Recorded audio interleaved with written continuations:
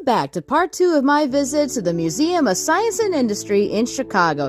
Today, we're going to tour the Pioneer Zephyr, a revolutionary train contest back in the day. This was technically the first diesel passenger contest in America. And look at that beautiful streamlined stainless steel body. We'll start in the rear car and then make our way toward the front. Look at how beautiful this interior was lovingly restored. This was ultimate first class back in the day.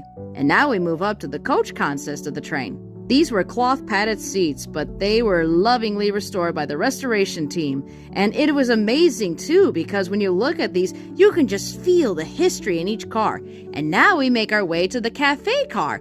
The seats in this car were leather padded, but I love the display that you get to look out the window at. This is the cafe portion of the car where all the food would be prepped. I mean, look at the prices. You could order a 5-course meal on this train for that cheap a price, but only the best for the Burlington route. We then proceed outside the car to the next portion. This is the baggage car. Now, kids, if you're paying attention, this was UPS back in the day and FedEx combined all in one. This train would carry all sorts of items, but I do feel bad for the crew's accommodations in this car. But this train carried everything from fans to toasters, and especially for you kiddos, even children's games. Yep, it could carry anything you could think of. This train changed the way we look at transportation because, unlike steam locomotives that have to stop for fuel, this train could go at high speeds without having to stop. It even came with its own mascot, Zephyr the burro. And I'll just let the placard kind of tell you the story there. He sure was a cutie, though. As a tour guide, the displays on this train were set up beautifully. Even telling how the train was constructed was amazing. As we proceed forward to the next car, we find ourselves in the mail room. So kids, if you're paying attention, this was email back in the day.